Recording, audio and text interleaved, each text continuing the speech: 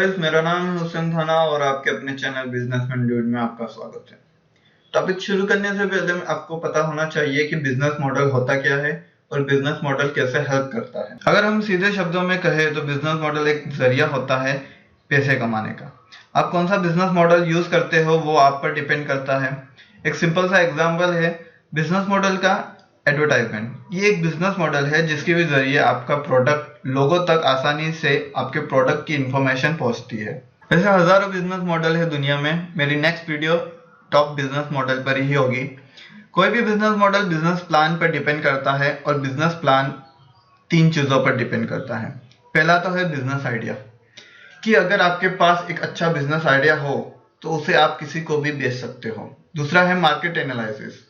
Chinese company अपने business idea की वजह से ही दूसरी कंट्री में जाते हैं और उस कंट्री के मुताबिक मार्केट स्ट्रेटेजी बनाते थे। मार्केट को प्रॉपर तरीके से एनालाइज करने के बाद, मतलब कि अगर भारत में कोई चाइनीज माल बेचना होगा तो वो उसी क्वालिटी और चीप प्राइस में बेचेंगे ताकि हम लोग उसे खरीद सके। और अगर वही प्रोडक्ट अमेरिका या यूरोप की कंट्री में बेचना होगा तो उस प्रोडक्ट की क्वालिटी भी अच्छी होगी, साथ ही में उस प्रोडक्ट का प्राइस भी हाई रहेगा। ये सब मार्केट को एनालाइज करके पता चलता है और चाइनीज कंपनी ने ये बहुत अच्छे से किया है। तीसरा है फाइनेंशियल ग्रोथ। कंपनी की फाइनेंशियल ग्रोथ भी इंपॉर्टेंस देती है। इसी से पता चलता है कि कंपनी प्रॉफिट में है या लॉस में। चाइनीज कंपनियों के बढ़ने का कारण सिर्फ ये बिजनेस प्लान ही नहीं है, बल्कि वो बहुत अच्छी कॉपी भी करते हैं। चाइना के लोग कॉपी करने में बहुत माहिर है। किसी भी प्रोडक्ट की कॉपी कर लेते हैं और चाइना को बना देते हैं। चाइनीज कंपनी का मोटो यही है कि adapting, refining and improving. China सिर्फ कॉपी करने में माहिर नहीं है, बल्कि वो हार्ड वर्किंग भी है। दूसरा है हार्ड वर्किंग। वहाँ के लोग हार्ड वर्क ज्यादा करते हैं, प्लस स्किल लेबर को ज्यादा प्रोड्यूस किया जाता है। वहाँ स्किल पर ज्यादा फोकस किया जाता है बजाय रॉ थ्योरी के। तीसरा ये है कि वहाँ के वर्कर फोकस करते हैं, मतलब अगर आप एक ही चीज कर रहे हो तो वो 100% वो ही चीज करेंगे या उसमें पूरी तरह से वो हुनर पा लेंगे। चौथा है किसी भी कंट्री में कोई सामान बेचना हो तो उसे थोड़ा थोड़ा करके मत बेचो, बल्कि बल्क में बेचो ताकि प्रॉफिट ज्यादा हो। चाइनीज कंपनी भी यही करती है।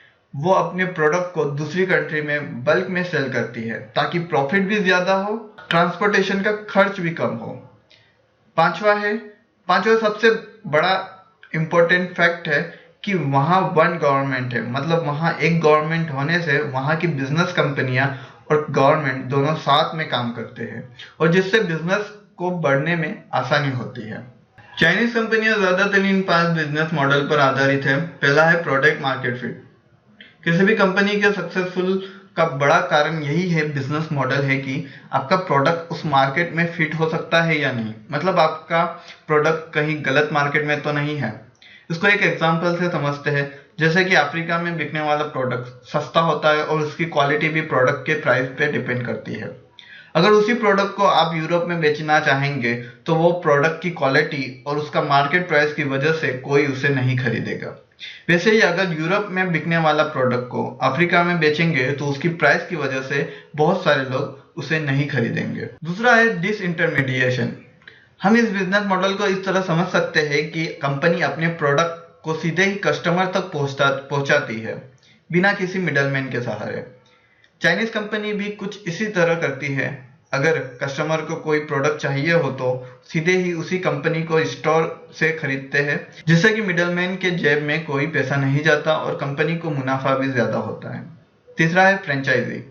आपने इस बिजनेस मॉडल को बारे में बहुत सुना होगा। अगर कोई कंपनी चाहे तो वो अपनी फ्रेंचाइजी बेच सकता है ताकि उसकी कंपनी की ग्रोथ बढ़ती जाए, जैसे रेस्टोरेंट मैकडोनल्ड में होता है। चाइनीज कंपनियों के बढ़ने का यही कारण है कि वो अपने प्रोडक्ट के फ्रेंचाइजी लोगों को डिस्ट्रीब्यूट करते हैं। वो अपने प्रोडक्ट खुद तो बेचते ही है, साथ में दूसरों से भी सेल करवाते हैं ताकि कंपनी हमेशा ग्रोथ करती रहे। जैसे एग्जांपल के तौर पर ओप्पो और वीवो के स्टोर आपको हर सिटी में मिल जाएंगे और उनके स्टोर के लुक्स बाकी मोबाइल स्टोर के मुकाबले थोड़ा हटकर और लुभावने होंगे ताकि कस्टमर अगर एक बार शॉप में जाए तो वो खरीद कर ही निकले शॉप से। चौथा है रेजर ब्लेड।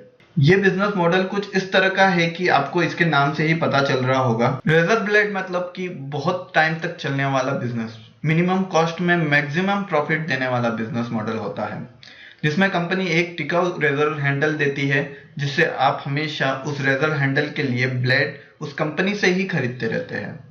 यही चाइनीज कंपनियों के कॉन्सेप्ट रहता है कि जैसे अगर पाकिस्तान, श्रीलंका या अदर कंट्री में वो कोई प्रोजेक्ट करता है, जैसे हाईवे, ब्रिज, तो वो ये देखता है कि उस प्रोजेक्ट के कंप्लीट होने के बाद भी उसे उस प्रोजेक्ट के मेंटेनेंस के लिए भी चाइनीज कंपनी को ही प्रोजेक्ट मिले, ताकि चाइनीज कंपनी प्रोजेक्ट के खत्म होने के बाद भी चलती रहे। पांचवा है लीजिंग। जैसे कि पाकिस्तान, श्रीलंका और ऐसी अदर कंट्री जो चाइनीज कंपनियों को उनकी कंट्री की एक छोटी सी जगह चाइनीज कंपनियों को लीज पर दे देती है।